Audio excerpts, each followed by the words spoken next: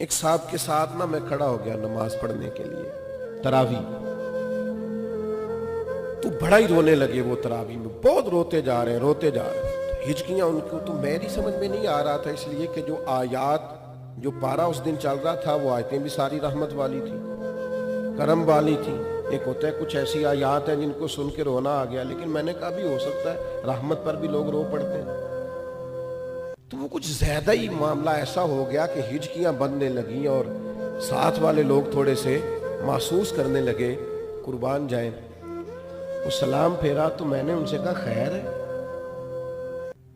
تو دیسی آدمی دیہاتی بندہ مجھے کہنے لگا حضرت جی یہ تراویح پڑھانا نا یہ میرا بیٹا ہے۔ تو میں کہا میرا بیٹا حافظ ہو گیا اور مصلی سنا رہا ہے اور قرآن مجید پڑھ رہا ہے؟ تو آج پہلی دفعہ یہ قرآن مجید سنا رہا ہے تو مجھے ایسے لگتا ہے جیسے میری شان بڑی ہو گئی۔